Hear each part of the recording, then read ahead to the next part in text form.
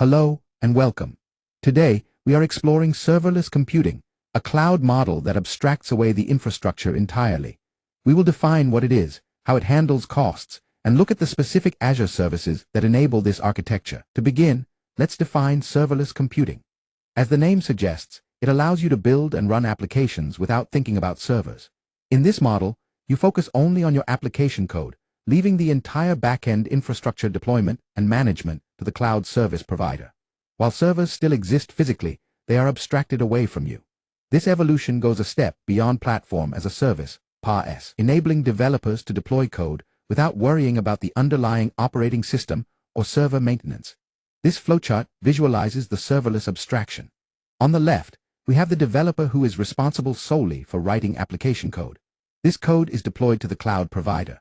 The provider then takes over all the heavy lifting, represented by the nodes on the right, managing infrastructure, handling scaling, and performing OS patching. The developer is freed from these operational tasks. A defining characteristic of serverless is its economic model.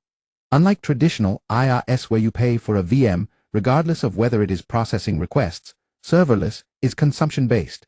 You pay only for the functions that run, rather than keeping compute instances running all month. PaaS offerings charge for compute based specifically on usage hours, making it extremely cost-effective for variable workloads. If your code isn't running, you aren't paying. This diagram compares cost models. In traditional hosting, the server runs 24/7, leading to payment for idle time. In serverless hosting, costs are incurred only when an event triggers code, leading to pay only execution time.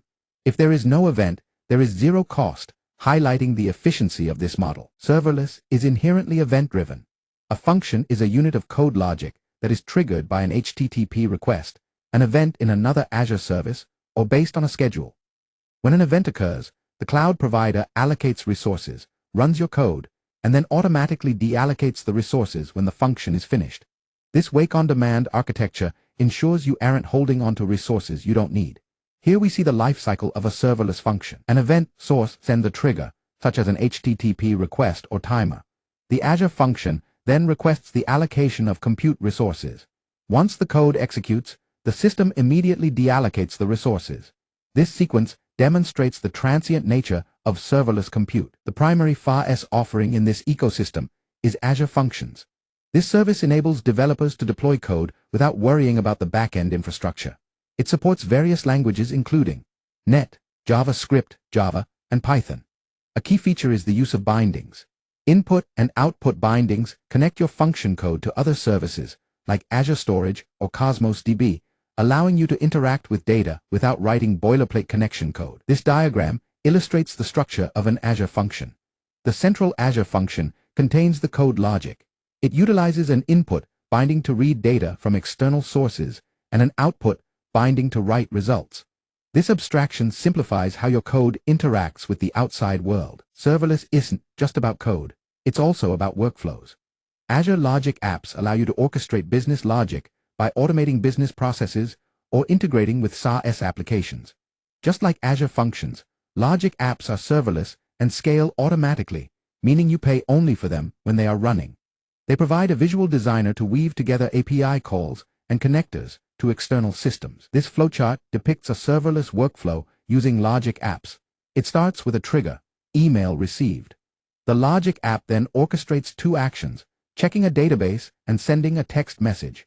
This visualizes how complex business processes can be automated without provisioning servers. One of the most powerful aspects of serverless is scalability. Serverless services are generally designed with built-in scalability and load balancing features. When demand increases, the platform automatically scales out the number of function instances. Conversely, when demand drops, it scales back down, potentially to zero. This elasticity also enables the use of microservices architectures, where applications are broken down into smaller, independent components. This state diagram shows the elasticity of serverless. Starting in an idle state, costing nothing, the system moves to processing upon a traffic spike. If demand remains high, it transitions to scaled-out state, automatically adding capacity. Once demand drops, it returns to idle. This cycle ensures efficiency. Let's look at a practical use case. Imagine an application where users upload photos. You can use Azure Functions to activate every time a new image file is uploaded to Azure Blob Storage. The function automatically triggers, resizes the image, and writes the result to another storage account. You don't need a server running 24/7 waiting for uploads. The cloud handles the event, execution, and shutdown seamlessly. This flow illustrates the image processing scenario. A user upload lands in Blob Storage, creating a trigger event. This wakes up the Azure function, which performs the resize logic and saves the result to the output container. This is a classic serverless pattern: event, action, output.